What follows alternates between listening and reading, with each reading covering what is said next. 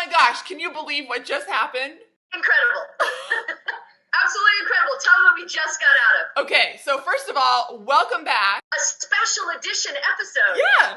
Okay, and the reason why is because Chan and I just got off of a video chat with Senator McSally from Arizona, our state, who specifically wanted to speak with our seniors, the class of 2020, and just offer them hope and offer words of wisdom to them, and then answer any questions that they might have. There was like this total Q&A sesh afterwards. It was amazing. It was amazing. So proud of her and so proud of our class. It was entirely memorable. Our kids will never forget this. She started out by offering like her background and her story and why we should try not to approach this with an attitude of fear. One of the things that I wrote down that she had said was that we're not born with fear, but we're also not born with courage. And that these are things that we develop throughout our life, and we have to take control of that in one way or another. Right. She talked about building a special type of database, essentially a database, a suffering database, where you build resiliency by going through suffering, going through hard times. It's what we choose to do with that, and how we kind of stockpile that away, so that when we face more suffering, which we always will, that we have that resiliency that we can draw upon in order to press forward. Right. I love that. That was great. Right, and all spoken through a Christian worldview, and I love that she wasn't afraid to share that. Right. She preached it.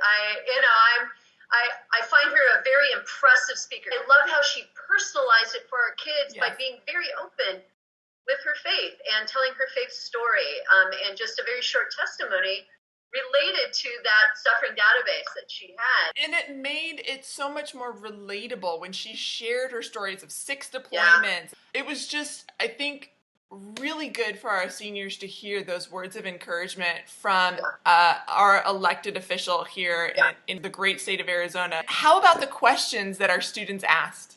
So impressive. You must have been so proud of them as their government teacher. I was over the moon impressed with the questions that were asked. What was your favorite question that was asked? You know, I think it's got to be the question about the WHO. What is your opinion about the World Health Organization, Senator McSally? And I was so impressed with Senator McSally's responses to the questions. She was very forthright. I'm just so excited by the hour that I just spent on a Zoom video chat with Senator McSally and our seniors of 2020 at our high school. And I think I can't wait for everyone else to be able to see this too and be encouraged. I know, and like you opened this up with, it was a message of hope. Which is something we should be spreading every single day. I mean, she talked a lot about community service, give back, don't just sit around, all of those things. But to speak a very specific message of hope to our kids, but it's hope that is for anybody. And so that's why we're really excited to share this episode with people, so that we hear these true, right, and good messages. Absolutely, we need that in this time. But I need words of wisdom and encouragement from my colleagues and my friends and my family, and now from a senior leader of our great state. Unbelievable. We want to say good morning, hello to Senator McSally. Actually, good afternoon. Woo! Good afternoon. This is quite a treat for us. We are super excited to have you join. We've been living by Zoom, either Google Classroom or Zoom, for the past, seems like an eternity, but it's probably only been 6 weeks. So, but I know, hey, Martha, I know your schedule is really tight. I know you have another call with the senator from Indiana at 2 o'clock. Mm-hmm. So I would like to introduce to you our school principal, Mr. Kale. Mr. Kale is going to tell you a little bit about this awesome 2020 class at Desert Christian. Awesome. Hi, Senator McSally. Thanks for joining us, and thank you guys. It's good to see you all. Hands, it has hands, and it's also applause. So, hey, it's good. It all applies.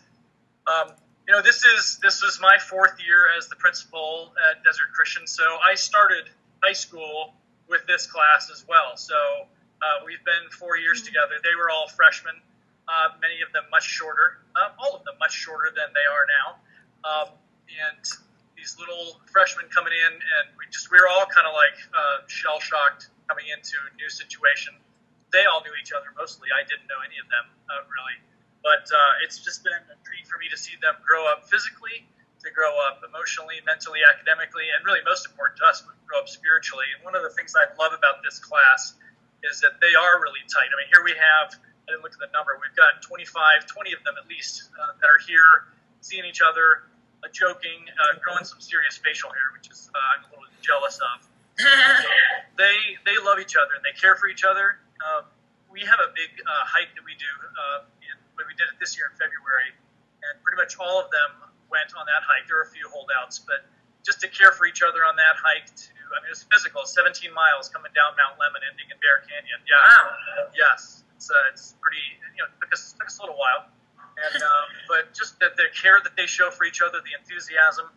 One of them wasn't able to make it, and so they all, on their own accord, contributed to getting that person helicopter ride, and they kind of met us there in Sycamore Creek, and we were waving, and it was just a great time. They love each other, and that's encouraging to me as a principal. Frankly, not a lot of discipline issues in this class, which is great, check box right there, but more important than that they really show God's love to each other, to their teachers, to their families, to their peers, and I'm excited as they go off into our world to share that with people where they go to college, where they go to their jobs. That's really encouraging to me. So this is our class of 2020. Awesome. Great introduction. So Martha, we understand that you even hired Desert Christian grads. Exactly. So, yeah, we thought it would be nice to hear from Kristen Douglas and for her to meet the soon-to-be the freshest alumni of Desert Christian. So, nice. Kristen, we understand you're now working for Senator McSally. That's pretty cool. Oh, no, she's not now. She was a while ago, but she works for Child Help now. Yeah. But I'm going to have to say, if it wasn't for my time at Desert Christian and how it prepared me, I don't think I'd be able to step into the role I was able to step in when I joined Martha's campaign and then moved to D.C. to work for her in Congress. And now I'm lucky enough to call the senator a good friend of mine, and been able to take that experience to now advocate in D.C. for neglected and abused children. So it's been a full journey, but I definitely look back quite a bit to my time at Desert. And so I just want to encourage you guys, class of 2020, class of 98. And the cool thing is Desert is a community that never goes away. If you like it or not, they never go away. And so here I am 22 years later on the other side of the country, connected to you all. And some of these faces on here, like Sass and Amelia, I knew you as kindergartners and got to coach you in softball and watch you go through your trials and tribulations, and also a lot of joy. So it is my greatest honor to sit here with you guys today. But I just want to say, this pandemic, what you guys are going through and sacrificing and being challenged is prepping you for something. I know that you guys all know that from your time at Desert. So, but just know that this community, as you go into college and other great times in your life and challenges in your life, this community will always be here. So I just hope you walk away with that. Even if you're spread across the country like we are now, there's always a way to get back to your home and your roots, which Desert Christian is a huge part of and has been for me for the past 22 years. So congratulations, graduates. And it is my honor to now introduce good friend and mentor of mine, Senator McSally. All right. Thanks, Kristen. It's good to see you virtually. I know. And Nick and everybody in the class of 2020. It's really an honor to be able to spend a little bit of time with you today. I really appreciate Dick reaching out, asking if I could just share some thoughts and answer your questions. I never would have imagined, as we were finishing up 2019, I take some time right around the new year to just think and reflect and pray and write, what God may have for 2020 and what my goals might be, or, what I want to focus on both personally and spiritually, relationally, health, professional.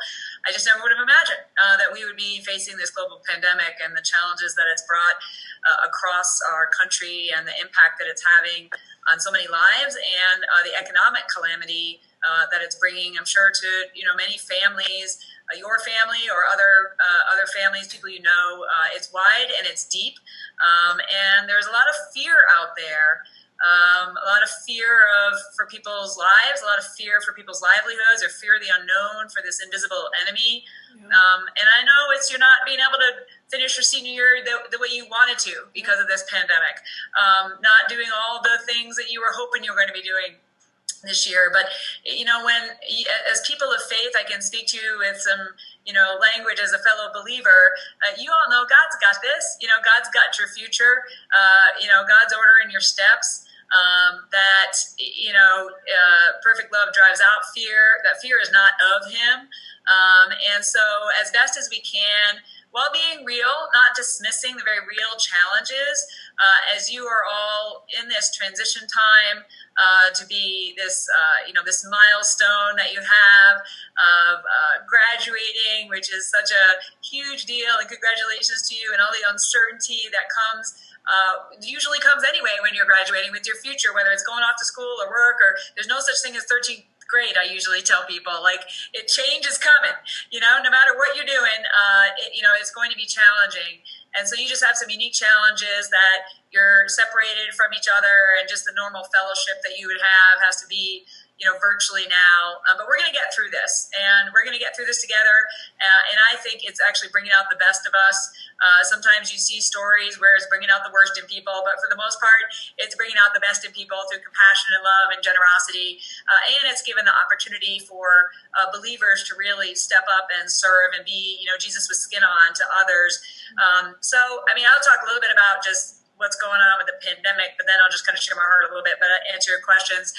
One thing I saw as I was engaging, in addition to being a senator, I'm just engaging with a lot of people all over the state, right? So I'm talking to hospital CEOs and university presidents and pastors and companies, and I'm just spending most of my day on calls and conference calls and video calls, and so I'm also can be a connector. And so as I was really hearing about the needs and the challenges of so many of our frontline healthcare heroes as they were preparing for a surge, and in many cases, like I'm up in Flagstaff right now, the Flagstaff Medical Center is probably the most stressed hospital in the state, because they're not just a rural hospital, not just a trauma center, but they're caring for a lot of the patients off the Navajo Nation that have the most complex cases of the coronavirus. And so they're just extremely stressed.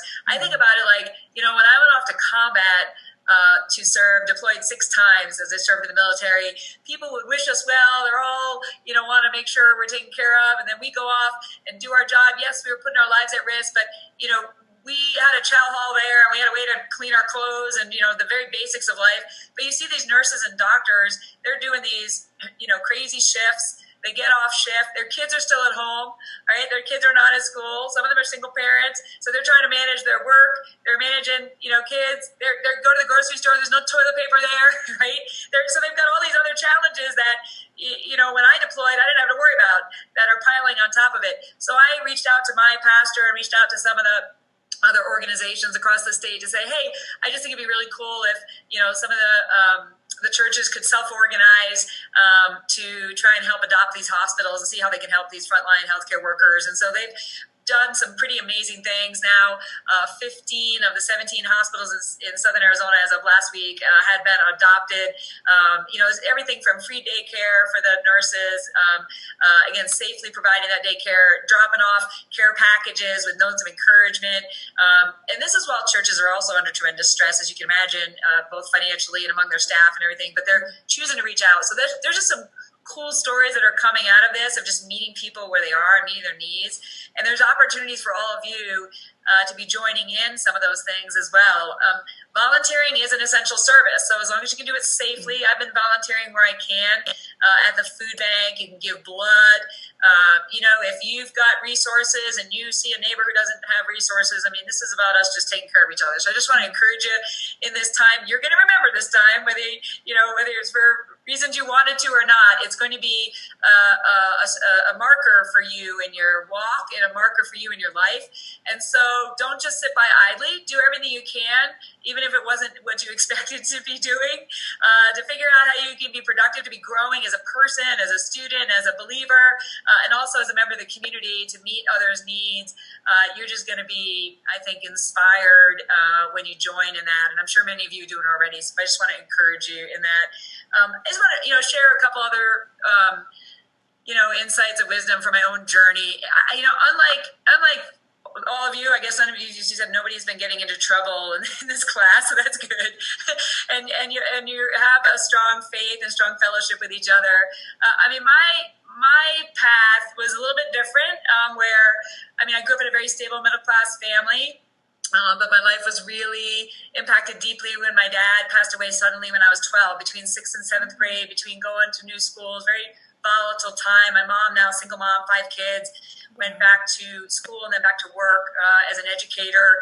It was just a difficult time for me. I went from, going through the motions of going to church and worship to really being angry at God, and really questioning, like, how could this loving God take my dad from me? And it was just a difficult time for me. I really wanted to do something meaningful to make my dad proud. It was part of the dying conversation I had with him before he passed away suddenly in between a few heart attacks. And it was about a 24-hour difference from just hanging out with him on a weekend in the summer and everything's fine to him no longer being with us. And my life was, turned upside down very suddenly.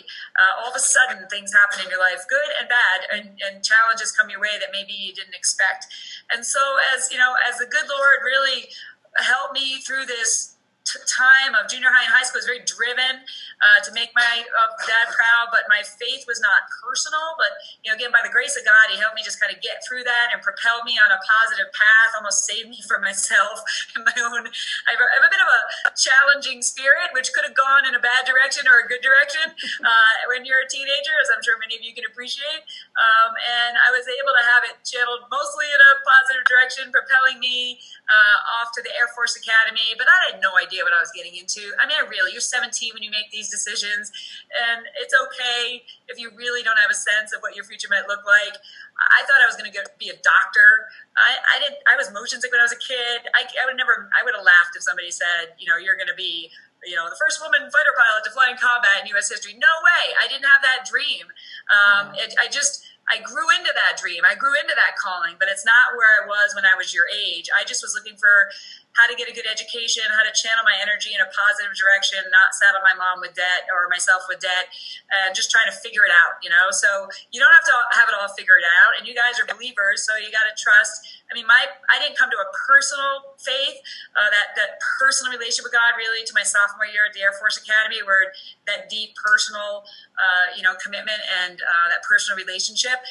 But God was sort of steering me before that. So you guys have an advantage where you already have that personal relationship. You already have that fellowship. So that's awesome. But my bet is, since my journey was different, I don't know, you got to be careful it doesn't get stale, right? As you move on, you got to be careful it just doesn't become sort of commonplace or ho-hum. You've got to keep that relationship strong and alive. You got to make sure you don't fall into stumbling blocks and other things as you go into different places and colleges or whatever, and the temptations and the people who might be around you are not going to be the same as what you have going on right now, at Desert Christian. So just be careful, be mindful of that as you're kind of growing into these very transformative years for you into adulthood and as you grow in your own faith. I just encourage a couple of the things then I'll answer your questions. One of the things is just about fear. This is just something, I get asked a lot about, how did you get into an airplane and go fly in combat? Like, aren't you afraid? And I truly believe that none of us is born afraid or born with courage. I didn't come out of my mother's womb with courage. I had to learn courage. And I had to also learn as a human and as a believer that I wasn't going to allow fear to have power over me.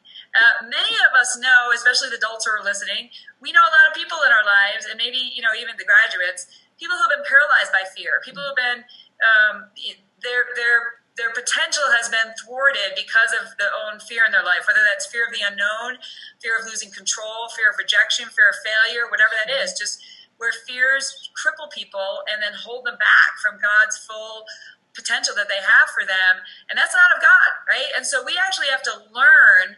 It's like an athlete, you know. Many of you are athletes, right? So I was a runner, a swimmer, triathlete. First time I went out running, I didn't feel strong, and I was gasping for air. My legs hurt, you know. But I had to train myself, you know, through continuing to push through and continuing to build muscle memory and to build my aerobic and you know, strength and everything that goes with that. And you know, I learned how to be by discipline and by, you know, continuing to practice. I learned how to become a strong athlete.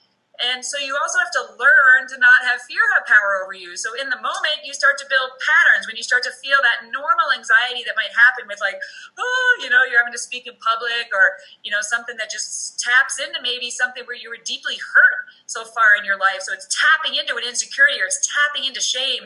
And so then some fear is rising up in you. You just got to know, like, okay, what's going on there? Nip that in the bud. And again, as believers, that's the time when you pray without ceasing, like, Lord, this is not of you. You know, you are not a God of fear. You're a God of peace, right? You're a God of strength and courage. And so allowing that, just releasing that spirit of fear and embracing, you know, the spirit of courage and the spirit of peace, and then just stepping out. Like, you actually have to learn how to do things afraid. Oftentimes as believers, people want the fear to totally go away before they step out. And I truly believe that God wants us to step out and do things afraid. And it's only then when we step out we'll realize that fear doesn't have any power over us. Cool, and then you build your muscle memory like an athlete, that the next time you have that same feeling where you feel you're going to throw up and your pit in your stomach or whatever that is going to have you do something that has you withdraw instead of push forward, you remember that moment, and you can keep building your muscle memory like an athlete. In order to ensure that you don't have fear, have something that is governing your life. And then the last thing I'll say is, and this is just my own little way to think through, like, how to, you know, give some advice to, you know, to young people like you guys. So the one way I talk about it is, so I climbed Mount Kilimanjaro when I was in the military, and there were 8 of us who went, 7 guys and me, which is pretty typical when I was in the military, but we all climbed this, you know, highest mountain in Africa. It was really hard. It was miserable. It was difficult. I'd done a lot of difficult things in my life. I was choosing to do this on vacation, paying for it. I certainly probably got to question my choices of how to spend my holidays.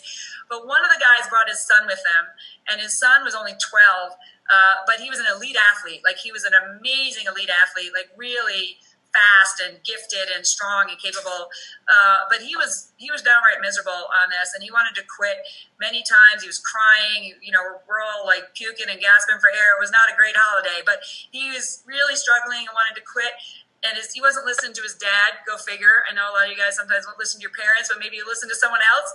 And so one time I was just walking alongside him when he was just on that verge, and maybe he was just going to give up. And I just started talking to him, and I said, look, you know, Chris, here's the deal. Like, the rest of us are in our 40s and 50s. Like, we've been through a lot of really difficult things in our lives, and we've got this really big, and I just called it a misery database, okay? We got a really big misery database we're tapping into. Like, I'm thinking about, like, I feel miserable right now, but I made it through basic training, and I made it through survival training, and I made it through a lot of difficult things. I can start naming all the hard, difficult things I had to persevere through. And so I'm tapping into that misery database, even just as a human. I mean, I'm prayerfully doing this too. And like, it's giving me the strength to persevere through this, right? So I made it through survival training. I could make it through this. I ran, you know, 12 marathons. I could make it through this. Like, I could put one foot in front of the other. And I said, the problem with you is your database is empty, right? You've lived a pretty, you know, stable life. You're a good student. You're smart. You're a capable athlete. You haven't really had a whole lot of challenges. Your family's stable. But the issue is you're building your database right now, right? So this is a very difficult experience that if you just put one foot in front of the other, you're going to get through it. When you get to the top of that mountain and you conquer this thing and you persevere beyond anything you ever imagined you could have done, in the future, you're going to look back so many times and use this as a marker and say, you know what, I can get through this next challenge because I got through that challenge. When I was 12 years old, you know, I climbed Mount Kilimanjaro he made it to the top. So he made it to the top. It was very difficult for him, but he, one foot in front of the other, heel to toe. About 4 or 5 years later, his parents sent me a link of him running in the state championship. I think it was in Illinois, running the 1500. And you see a bunch of kids running around a track all in a clump. And then all of a sudden you see one just go out in front of everybody else. And he's just, there he goes. And I'm like, I got tears coming out of my face. I'm like, that's Chris. He's tapping into his misery database because he's thinking, hey, none of these kids climbed Kilimanjaro when they're 12. I did. I can do this. And he won that thing. He blew everybody away. And he was able to succeed because of his experience of persevering. So you guys having to do what you're doing right now is nothing like climbing Mount Kilimanjaro, but it's certainly building your misery database, right? It's certainly a difficult thing that you're persevering through. There's going to be others that come along. But if you're able to persevere, if you're able to overcome adversity, if you're able to fail and learn from your failure and get up and keep going and keep trying and keep pushing, it then builds you up to be a stronger, better person and more successful, because that adversity, and this is, biblical as well, right? That adversity, it strengthens you, and it strengthens your faith, and it strengthens your character and all that goes with it. So anyway, that was more than I wanted to say, but I'm happy to answer any questions you have. I'm excited for all of you and your future. I'm so, really thankful for the opportunity to visit with you today, and congratulations to all of you. Wow. Thank you, Martha. Wow. That was 2 months worth of chapel right there. Yeah. So, I know some of our seniors have they have a couple questions. If you have a few, absolutely. So, somebody want to go first? Looks like Sass Tucker's got her hand raised.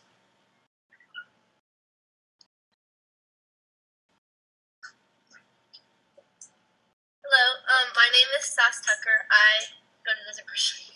Hi. I just had a couple questions. The first one, I was just wondering what it was like to work and be sort of in charge of a lot of things and working in the government during a worldwide pandemic and like something that's making such global history. I just was curious. Well, Tess, I will tell you, there's some people who all they want to be is a politician their whole life. I think that's not necessarily healthy. For me, I was in the military for 26 years, and I am just like, I can't help it. God just created me as someone to serve and someone to, fix things that are broken and to make a difference for those that don't have a voice. And that's how I served in the military. And after I retired and I was serving as a professor, I found myself feeling very frustrated of like what's going on in DC, like why can't these people get their act together? And so, this call to duty was churning inside me. I tried to lie down to the feeling that it went away, but the Lord was really calling me to step up and serve in this new way. And this can be, I will tell people, this is the most frustrating thing I've done in my life, just to be frank. I mean, politics is very challenging. It's very frustrating. We could spend several hours talking about how frustrating it is. Some of it was frustrating by design. Our founding fathers set it up so you can't easily just jam something through. You got to find that consensus in order to get something meaningful done. And I've learned how to be effective in that. But there's just, the environment can sometimes be extremely frustrating. But at this moment in time with this unprecedented challenge that we have, I am so honored to be able to be in a position where I can actually make a difference for people. And so I guess the focus on, I am able to, with so many people hurting in Arizona, I'm able to meaningfully make a difference, getting immediate support to people through the legislation that we pass, right? So I have a legislative role and being able to advocate for Arizona small businesses, Arizona doctors and nurses, Arizona hospitals, Arizona citizens, make Arizona tribes, make sure that they're all included in what we're thinking as far as just providing that relief as we face this pandemic. So that has been extremely meaningful. There are definitely times in Washington, D.C. where you find yourself going like, dear Lord, was this the highest and best use of my time to be able to, be in this place at this moment? But in this pandemic, I really feel like, especially with my background in the military, which is very much crisis management, it is tapping into a lot of my strengths to be able to advocate and make a difference. And then, as a human being, I'm doing everything I can too. I'm not independently wealthy, but, I'm donating my salary to help people where I see needs and the Lord is leading me. I'm helping people. That brings uncertainty for me too, but I have an emergency fund while people on my street don't have a paycheck, right? So I'm just giving and I'm trusting, let's just do what we can to help each other get through this. Donate blood, volunteer, whatever it is I can do as a human being. One of the cooler roles that I have, though, that I've discovered through all this is also as a connector. As I mentioned, I'm talking to, researchers and hospital CEOs and companies and pastors, and just where I see needs and I'm connecting people to solve a problem. It's got nothing to do necessarily being a senator. That's been one of the coolest things. So I'll just give you one quick example. Barrow Neurological Institute is an Arizona entity here that's an amazing neurological institute we're very proud of. They had a veteran there who just decided, as he heard there's challenges with these N95 masks, he was going to try and figure out how to make them through 3D printing. And so he comes up with this design, figures out how to do it, figures out how to put a filter on it so it lasts 90 days instead of just, one use or a couple uses. And they just start making these things for the good of others. And we're trying to help them with the FDA. But then when I was talking to the Flagstaff Hospital, I heard they were just really struggling for PPE and N95 masks. And I was like, hey, do you have any you can help these guys with? And they were like, yes, we just finished making 100. We can get them up there. And I'm like, well, I'm going up to Flagstaff tomorrow. Can I pick them up? I'll bring them myself. And so then I reached out. I heard ASU. Sorry, you guys. I know you're Tucson. But I heard ASU was doing something with making 3D face shields and other things. So I stopped by there and I picked up like 4 boxes of things they made there. And I brought them up and delivered them to the hospital up here. It was one of the coolest things I've been able to do. It was like, it's not going to solve all their problems, but I think of it like when I was in combat and you were just under stress conditions and a care package shows up, it just makes you realize like people are out there partnering with us. And the University of Arizona, by the way, I've been able to highlight to the president, they're developing this antibody test. They're rolling it out this week and being able to scale that up and get some funding so it can be used to test all healthcare workers. So that's been one of the cool things to do is just connect people and meet needs. And you really see that impact every day. Thank you. And sorry, I have one more question. All right, I'll answer it shorter. Okay, what future advice do you have for someone who's striving to be in a position such as yours in the government? By the way, I have my Rosie the Riveter coffee mug here with me. So if you guys don't know who Rosie the Riveter is, you're in trouble. So it's about all of us getting through this together. So I already shared some of my overall advice as fellow believers and human beings. I would encourage you to get out there, find what your passion is, whether that's in, private industry or education or, serving in the military, the government in some way. Like, find your passion, grow as a person, grow in your expertise, develop expertise out there in society. And then, the way it was designed is for us to have citizen legislators, not professional legislators, right? So I wouldn't encourage you to become a professional, all I want to do is, serve in office, because you got to have some baseline expertise, whether it's a business owner, you worked in the private sector, you're in the military, you did something that then you bring that experience into representative government so that you have that unique perspective as you're trying to solve problems. Thank you. Yep. All right. So I think our senior leadership team has a couple questions. Who wants to go out? Okay, we've got Mr. Vice President. Yep, that's me. Awesome. Well, thank you so much, Senator McSally. It's really awesome that you're doing this and reaching out to us. I really appreciate it. So I just have a quick question about the economy. I know what things are going to look like reopening it. I know a lot of us have questions about that, especially parents. So this is a pretty heavily driven one there. I don't know how it's going to look coming out of this because of restaurants, different businesses have shut down. Do you know anything with that, what that's going to look like? Yeah, so I think the governor may make some sort of announcement today. This is going to be kind of a state-by-state thing. And look, what's happening in Arizona is not what's happening in New York City, thank God, right?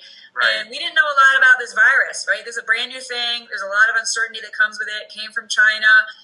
They lied about the origins. We still don't know exactly where it came from. We didn't understand how it spread. We didn't understand the mortality rate. We had to learn all this ourselves. The one thing the experts told us, though, is, hey, it's human-to-human contact that allows it to spread and spread quickly. And so what we've been all asked to do is not about us, right? This is about selfless service. It's about protecting the greatest generation, protecting our seniors, those who just went through chemotherapy, those with underlying health conditions, asking, it's not about whether I get it and whether I'm going to get sick. It's if we just continue to go about our daily business without any sort of consideration, then the nurses, the doctors, and the nursing home staff would get the virus quickly, and then those who are vulnerable would get it at a rapid rate, and then that could overwhelm the system, right? We now know more about it, and we now have, we bought ourselves some time. So we now have treatments that are being tested to see what might work for those with moderate symptoms from not falling into severe symptoms, right? We bought time, so we have more PPE available, not just for healthcare workers, but also for businesses to be able to use. We've got more hospital bed capacity and all that goes with it. So I think you'll see with more testing, both the ability to know whether you have the virus, but then also whether you had the virus, the antibodies. Many of us could have the antibodies in us and we didn't even know we had it. That plus the best practices that we've learned from businesses that are open, those that are in essential, like defense manufacturing. Honeywell, I'm going to go visit them here soon. They're making N95 masks. Well, they're working with masks and gloves, and they're disinfecting and they're washing their hands. They're changing their behavior, and they've learned how to not be a hotspot. Same thing with the grocery business, right? They're open and they're not becoming hotspots. So the governor will make these decisions, but I'm on the president's task force. I think it's more like it's like a dimmer switch than an on-off switch, where you're going to see, we're going to be able to gradually allow more economic activity. Consumers are going to have to feel confident they can go back to places once they're allowed to, right? So some of it is allowing businesses to open, and then it's like, are consumers willing to go back, say, to sit down in a restaurant when it's allowed? Well, what is the restaurant doing? Is it checking temperatures at the door? Is it spreading out customers? Is it disinfecting more that make you comfortable to go back there? I think it's going to be a combination of a rheostat with widespread testing, with us continuing with all the hygiene practices we're doing in order to try and minimize the spread, while we also protect those in nursing homes, those in hospitals, ensure our frontline healthcare workers have everything they need to include testing for them. So we protect the vulnerable and we allow people to safely return to work. It's not an either or. So I think you'll see a more gradual. We're still hoping, all the models are guessing that the heat is going to negatively impact the virus, which with our heat wave, that's a positive thing, but we don't know that to be true yet. But then we also need to be guiding against a resurgence in the fall as well. Awesome. What we've tried to do is just get cash out there so these small businesses exist, so they can survive and hang in there, right, until we get to the other side. I think we have the potential to have a real strong, rebound. But I also think, let me just add this, as you guys are thinking about what you might do next.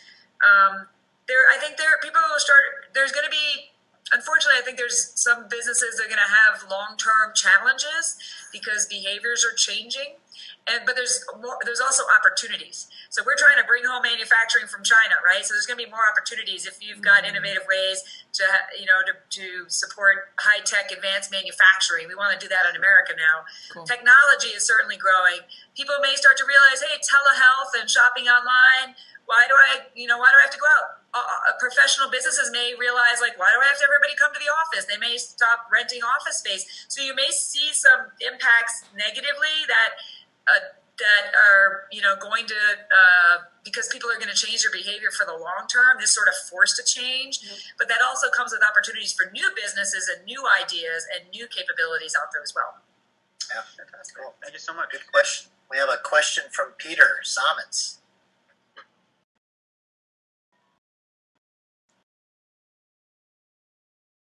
Peter, are you there? Are you on mute? I'm not muted anymore. It didn't happen. Okay. So, nobody will make fun of you for that. Never. So I was wondering, Governor Ducey, when he first said the stay-at-home order and when this is all still formulating, he said April 30th is the day that we're going to re-examine everything. If I'm right, and, that's tomorrow, do we have any update at all about whether this is going to continue on, whether we're going to stop this, whether it's going to change, or people are going to close down, or what? So I think he's going to have to make an announcement either today or tomorrow. I heard it may be as early as this afternoon of some sort. I can't tell you what it is. I mean, I don't have any inside scoop on it. But I do think it's going to be informed. He has been measured in his approach, unlike you see some other states that have been pretty draconian to include impacting people's civil liberties, quite frankly, in a way that is troubling.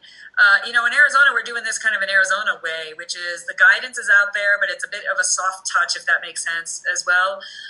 They're not going to stop people for doing drive-in churches, you're in your cars. In other states, you're seeing these people getting arrested for practicing their, freedoms like that. So I think he's really trying to balance saving lives, ensuring we have the capacity, but not having the least amount of economic impact, negative impact as possible. If I was going to guess, I think he's probably going to have it. Again, it's not an on-off switch. I think he might modify his guidance. If you look at all the models out there, we're right in the cut. Models are only good as the assumptions. We're maybe in the cusp, or maybe our worst days were just behind us. Maybe the federal guidance is 14 days of seeing the cases go down and the deaths go down as you start to then open things up, provide some relief and allow economic activity. So my guess is he may, if I was to guess, for the next 2 weeks or so, provide some sort of modified guidance. So it's not all or nothing, with then maybe a plan to, as long as the numbers keep going where we hope they are, a plan to thoughtfully and safely allow more, businesses to open back up. So that's my guess, but I don't have any inside scoop, so pay attention to what he shares today. But I really think he's trying to balance the economic calamity with the health calamity. There's health calamity that comes with people falling into economic hardship as well. None of that's being measured, right? So how do we not have it be an either or? Because we certainly don't want it to be the workers against the vulnerable either. This shouldn't be divisive. This should be where we can figure out how to safely return to work while also protecting your grandparents or your, anybody. I'm sure we all have someone in our lives who's vulnerable, and we got to make sure that we're protecting them while we're allowing people to safely work. It's great. We've got a question from Justin. Hi, my name is Justin, and I'm just wondering, what is your opinion on the WHO, the World Health Organization, handling this situation? I'm deeply disappointed, and that's kind of the nice way to say how I feel about it. Look, China is a communist country who has lied to the world, lied to their own people about this virus. And studies show that had they acted 3 weeks earlier, it would have stopped 95% of the cases. They locked down Wuhan. They were welding people into their apartments. Talk about civil liberties here. This is what a communist totalitarian regime does, while still allowing free travel and then lying, silencing doctors. Some of them disappeared. Destroying samples of the virus, kicking out scientists, kicking out reporters, and continuing in a propaganda disinformation campaign to the world, which has caused American lives. And so, they need to be held accountable for this. And what we would expect is the World Health Organization to not parrot Chinese propaganda.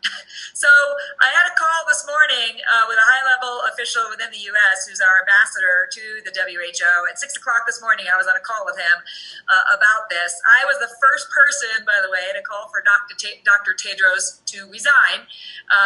We saw in mid to late January, they were still parroting that there's no human-to-human transmission. They were criticizing travel bans while China was doing internal travel bans, but allowing the virus to just, 7 million just escape. It was dangerous. We expect them to be providing guidance that we can trust. And so I learned in the military, if you lose faith in an organization, it's time for a change in leadership. So I think he needs to step down. We need a full investigation. I've signed on to that. We are going to be doing a full investigation into their decision-making process.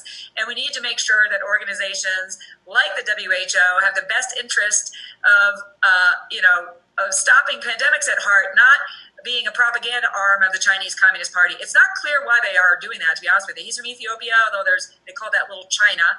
There's a lot of influence in East Africa. But we're the number one funder of the WHO. China's actually number 16. 16. It says number 3 when you look at the initial payments, but then when you add voluntary payments, Kuwait pays more than they do. So we need to dig into this more. They've given some dangerous propaganda through this. It's been very reckless, I think, and they need to be overhauled, and we need Taiwan to be able to get access to them again as well. Thank you. All right. So, do we have another question? raise your hand on the call. I'll bet Matthew Edmondson has a question. I can ask a question. I know that a lot of our class right now is wondering about college in the fall, and so we were just wondering what your kind of opinion was on, do you think we'll be able to go and actually attend on campus, or will they just move it online? Just what do you think is going to happen? I know our universities in Arizona are trying to figure that out right now. I know many of you are probably going in-state and many out of state. So I think every state and every university is going to have to figure this out in conjunction, the university with the state, to make sure they're comfortable with it.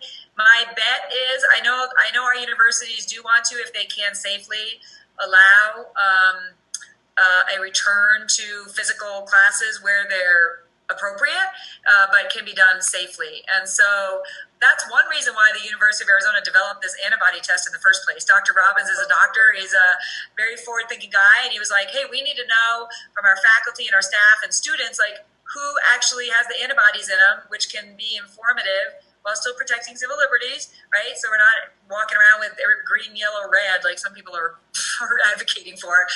But there's ways for you to understand the prevalence of who's had it and who has it. But look, I mean, let's be honest. We don't necessarily need 500 people sitting together in a lecture hall listening to a professor in physical presence. A lot of that can be done online. And you guys are a tech-savvy generation that is used to that.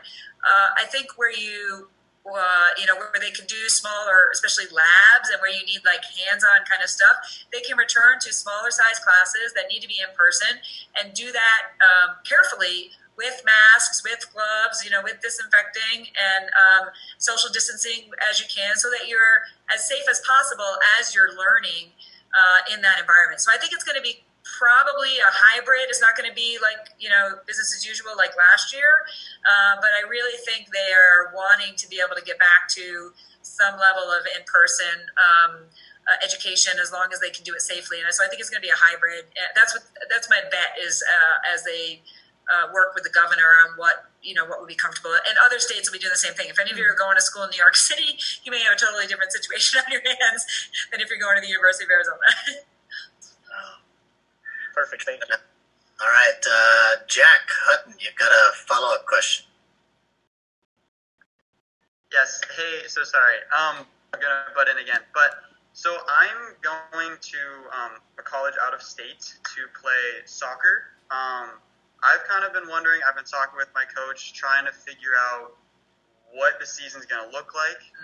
I don't know if you can share anything on that, if you have any new information about that, but yeah. Yeah, it's hard right now. Again, I think it's going to be state by state, school by school, sport by sport.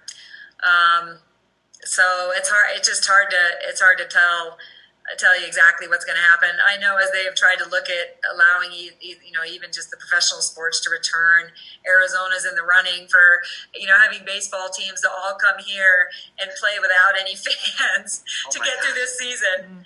So I don't know how they're going to do it. I mean, you're going to come into contact with each other in soccer, so then it comes to whether it's a contact sport or not a contact sport is part of, I think, what the decision making will be. You're going to run into each other whether you want to or not, in soccer. So how can we mitigate the risk, right? Because at some point we're going to have treatments, we're going to have higher level of situational awareness, we're going to know more about this disease. We do know that young, healthy people generally don't have problems unless they have underlying conditions. So you got to be careful if somebody's had asthma. What we don't know is vaping, by the way, the impact that has on young people. That's concerning. So I think like everything, if we get to that place where we have high situational awareness, then there can be mitigated risks and accepting certain levels of risks as we are ensuring that we can still protect the vulnerable. Awesome. Thank you so much. Appreciate it. Yep. What she's saying, Jack, is don't start vaping, okay? Don't start vaping, exactly. And stay in shape. Stay in shape. Martha, we are blessed with an amazing group of international students at our school. And our next senior is Jin Soo from Seoul, Korea. He has a question. All right, Jin Soo. Hello, my name is Jin Soo. as an international student, I'm facing many different things right now. I'm trying to decide whether I should go back to Korea for the summer or not, since I have to, like, after graduating high school, I have to renew my visa, and before I go back, I have to get like I-20 from University of Arizona, which is the school that I'm planning to attend. Yeah. Also, I have to like renew my passport and stuff like that. But I just wanted to ask you, like, how long do you think the social distancing is going to last? And also, like, the Desert Christian, we're planning to have graduation at the end of June, hoping that this situation is going to get better, and then maybe like have senior gathering events like at the end of June or like that. Do you think graduation is going to have, like, are we gonna be able to have that at the end of June? I'm not going to be able to answer that question. That's going to be a decision of your school, I think, as it lines up with the Governor Ducey's guidelines. So if you look at the federal guidelines, that could maybe be a little bit informative. There's 3 phases in the federal guidelines, and you could just easily do an internet search for them. It's the guidelines for opening up the country, opening up the economy.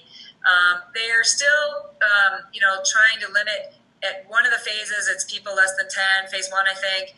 Phase 2, I think, is avoiding gatherings of 50 or more. And then I think in phase 3 is where it gets, there's more options for you to be in larger groups when, the state feels like they're in that place. So I just can't speak to whether you're going to be able to do that in a traditional way. I will say, the Air Force Academy had its graduation in a very non-traditional way. No family was there, so that wasn't great. But they at least had a ceremony. They all stayed, 6 feet apart from each other. They were able to celebrate in their own style. And I think West Point's doing the same thing. The president's going to speak at West Point coming up here soon.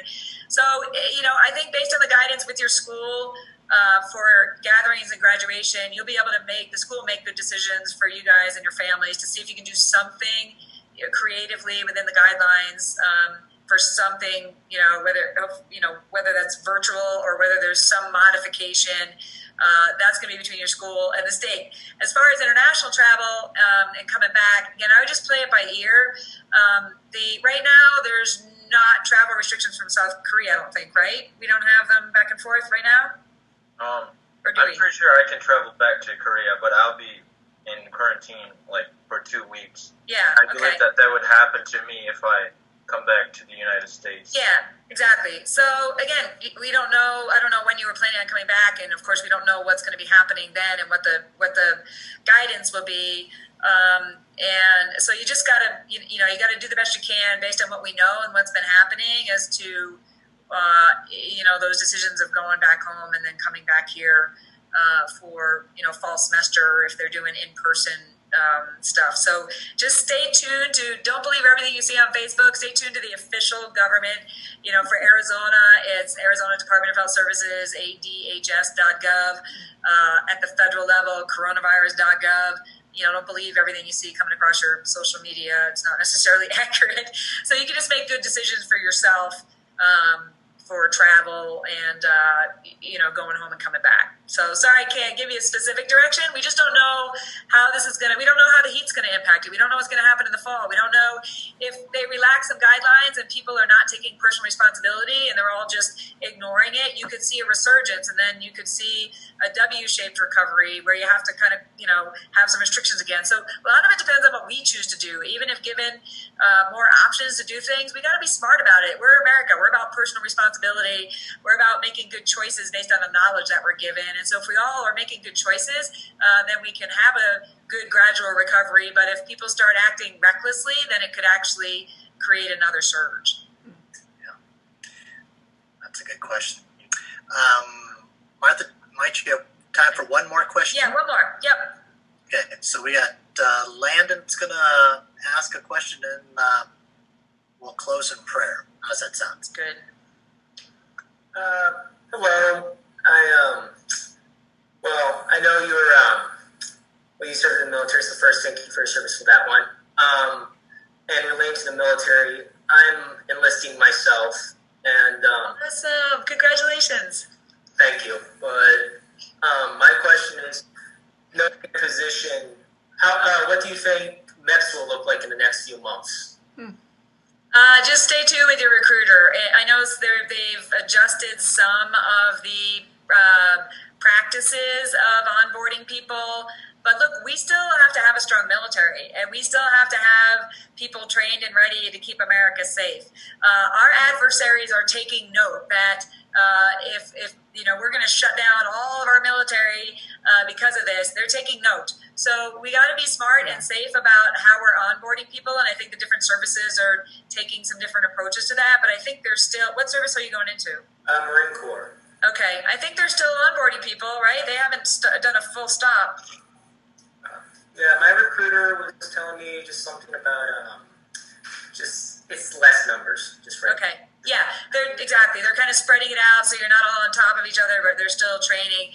So, I mean, you just stay tuned with your recruiter. I can't tell you how they're going to decide to address this, but I do know it's we got to be smart and safe about it, but we can't have our pipeline of new recruits like you who are willing to join and serve. We can't completely stop it because that'll have long-term implications for us and our military readiness going forward.